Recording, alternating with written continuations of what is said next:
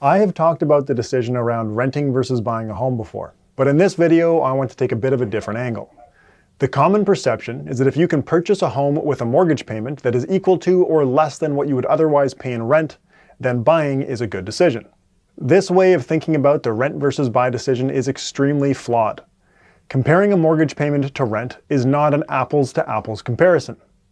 In order to properly assess the rent versus buy decision, we need to compare the total unrecoverable costs of renting to the total unrecoverable costs of owning. That may sound like a complicated task, but I have boiled it down to a simple calculation. I'm Ben Felix, Portfolio Manager at PWL Capital. In this episode of Common Sense Investing, I'm going to give you a simple way to think about the rent versus buy decision. Before we get to the 5% rule, I need to lay out the assumptions that have gone into it. An unrecoverable cost is a cost that you pay with no associated residual value. When we are talking about the total unrecoverable cost of renting, the number is very easy. It's just the amount that you're paying in rent. For a homeowner, the unrecoverable costs are a bit harder to pin down. A homeowner has a mortgage payment, which feels kind of like rent, making it an easy number to compare to rent, but it is not a meaningful comparison. A mortgage payment is not an unrecoverable cost. It is a combination of interest and principal repayment. The unrecoverable costs for a homeowner are property taxes, maintenance costs, and the cost of capital. It is these costs that we need to compare to rent. Property taxes are pretty easy for most people to grasp. You pay the tax to own the home, and there is no residual value. Property taxes are generally 1% of the value of the home. That's the first piece of the 5% rule. Then we have to think about maintenance costs. Maintenance costs cover a huge range of expenses. It can be large items like replacing a roof or renovating a kitchen to maintain the value of the home, but it can also be small things like redoing the caulking in the bathroom. Pinning down the right number to estimate maintenance costs is not easy, and the data on average maintenance costs are not readily available. But most people suggest using 1% of the property value per year on average. This is the second piece of the 5% rule. Finally, the last and most important piece of the 5% rule is the cost of capital. This unrecoverable cost has to be broken down into two components: the cost of debt and the cost of equity. Most homeowners finance the purchase of their home using a mortgage. Let's use a new homeowner as an example. Say they put down 20% and finance the remaining 80% with a mortgage. The 80% that has been financed with a mortgage will result in interest costs. As of April 2019, I can easily find mortgages online for just under and just above 3%. Let's call mortgage interest a 3% unrecoverable cost. Up until this point, I think that all of the inputs to the 5% rule are fairly intuitive: property taxes, maintenance costs, and mortgage interest. The last one, the cost of equity capital, is a bit less intuitive and it requires digging into some data. In our example for the mortgage, we put 20% down. It's on that 20% that there's a cost of equity capital. When you put 20% down, you are making a choice to invest in a real estate asset. Alternatively, you could have continued renting and invested the down payment money in stocks. It is that alternative that creates an opportunity cost, which is a real economic cost incurred by a homeowner. To estimate this cost, we need to come up with an estimate for expected returns, both for real estate and for stocks. A good place to start is the historical data. Looking at the Credit Suisse Global Investment Returns Yearbook 2018, we can get an idea of the data going back to 1900. Globally, the real return for real estate, that's net of inflation, from 1900 through 2017 was 1.3%, while stocks returned 5.2% after inflation. If we assume inflation at 1.7%, then we would be thinking about a 3% nominal return for real estate and a 6.9% nominal return for stocks. I have had many commentators on my other real estate related videos mention that 3% might work for global real estate, but not for Ontario.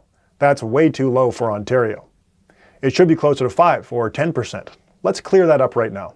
The problem with this thinking, for any asset class, is that markets price assets based on the information that is available at that time. You would never sell your house for $500,000 if you knew that the buyer could resell it a year later for $550,000.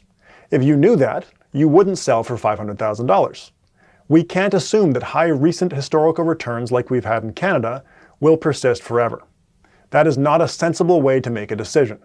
Instead, we can look at the risk premium that the market has placed on those types of assets over time and use that as an estimate for the future. That 6.9% historical return for stocks includes Russia and China's stock markets going to zero. It also includes the aftermath of world wars. If we were to cherry pick, say, US stocks, the argument for stocks becomes a whole lot stronger. But it doesn't make a whole lot of sense to do that. That was a bit of a digression, but I think it was important to put it out there. At PWL Capital, we do not use the historical return for stocks as the estimate of future returns. We use a combination of the 50-year historical return and the current expected return based on the price-earnings ratio. The effect of this is that when prices are high, as they are now relative to the past, our expected returns are lower. Our current nominal expected return for a 100% equity portfolio is 6.57%, quite a bit lower than the historical average. If we take these numbers as they are, 3% for real estate and 6.57% for stocks, we would have an expected return difference between real estate and stocks of 3.57%. To keep things simple, and to be conservative, I think that we can round that down to 3%. We now have a cost of equity capital of 3%, which is conveniently equal to the cost of debt capital. So no matter how you finance the home, the cost of capital is 3%.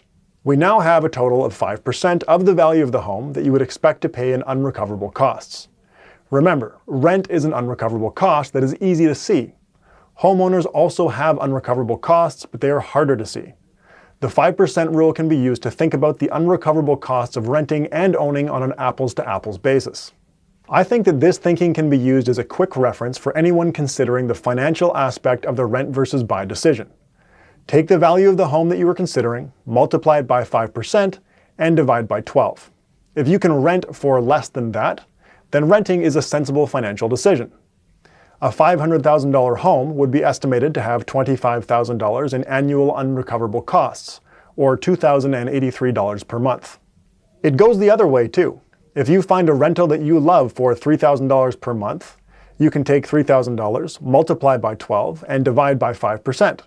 The result in this case is $720,000. In other words, paying $3,000 per month in rent is financially equivalent in terms of unrecoverable costs to owning a $720,000 home. There is no doubt that the 5% rule is an oversimplification. When we start considering variables like tax rates and portfolio asset mix, the 5% rule changes. For example, the 6.57% expected return for stocks is a pre-tax return, which is fine in an RRSP or TFSA, but in a taxable account, the after-tax return might be closer to 4.6% for someone taxed at the highest marginal rate in Ontario in 2019, reducing their cost of equity capital. Similarly, if the investment portfolio is less aggressive than 100% equity, the cost of equity capital decreases. If we think about this in terms of making financial decisions, it would just mean adjusting the 5% rule downward, reducing the total unrecoverable costs of owning. I feel like that might be a bit of a head spinner if you haven't thought about homeownership from this perspective. So let me try saying it another way. One of the largest costs of owning a home is the opportunity cost of equity capital. If you pay $500,000 cash for a home, you have now spent $500,000 on real estate, as opposed to using it for something else, like investing in stocks. The difference in expected returns between real estate and stocks is an opportunity cost. It is a real economic cost that the homeowner pays, and it has to be accounted for in the rent versus buy decision. The opportunity cost of equity capital changes depending largely on your mix between stocks and bonds, and whether or not your investments are being taxed, and if they are being taxed, your tax rate. Based on these variables, the 5% rule might need to be decreased, making homeownership less expensive in terms of unrecoverable costs. That is an interesting point to chew on. The cost of owning a home decreases if you have maxed out your registered accounts or if you can't handle the volatility of an aggressive portfolio. For any aggressive investor who has not maxed out their RRSP and TFSA, I think that the 5% rule can be a useful tool in the rent versus buy decision. For anyone with a more conservative portfolio, or for a taxable investor, I might use something closer to 4%. Either way, thinking about the costs of homeownership in terms of the estimated unrecoverable costs makes it much easier to think about the financial side of the rent versus buy decision. How do you think about the financial side of the rent versus buy decision? Tell me about it in the comments. Thanks for watching. My name is Ben Felix of PWL Capital, and this is Common Sense Investing. If you enjoyed this video, please share it with someone who you think could benefit from the information. Don't forget, if you've run out of common sense investing videos to watch, you can tune in to weekly episodes of the Rational Reminder podcast, wherever you get your podcasts.